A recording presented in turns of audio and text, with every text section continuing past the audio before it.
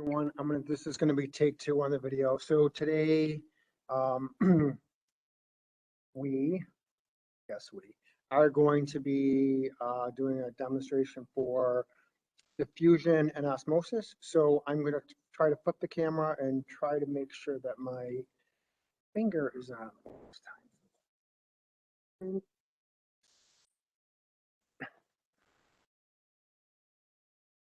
Okay, so I'm gonna try to pan out here. So here we have 1, 2, 3, 4, 5 scales. We've got 5 beakers. All right. So 4 of these contain water. One of them is going to contain 60% sucrose. All right. Of these dialysis tubes, one contains 20% sucrose, one 40%, one 60%. All right. 2 of these dialysis tubes contain water. So our control is going to be water in the dialysis tubing, water in the beaker. All right. We're also going to put, the students don't know which one it is, but one of these beakers contains 60% sucrose. I got this right. All right. And a diffusion dialysis bag of water. The rest of them are going to, beakers contain water. We're going to be putting the 20% solution in one, 40% solution in the other, 60% solution in the other. All right, then I'm gonna pan over here.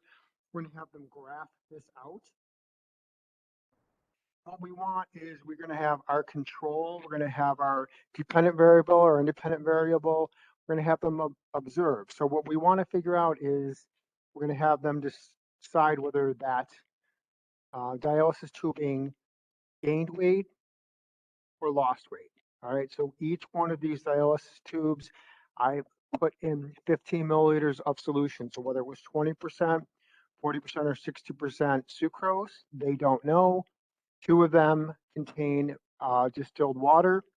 All right, and we want them to figure out the higher the concentration of the sucrose, the faster the diffusion rate should be. So we're going to have them weigh it out at 0 minutes, 15 minutes, and 30 minutes.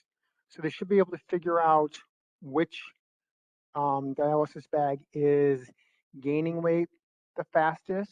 So they'll be able to determine which concentration, 20, 40, or 60% sucrose. One of these bags is going to lose weight.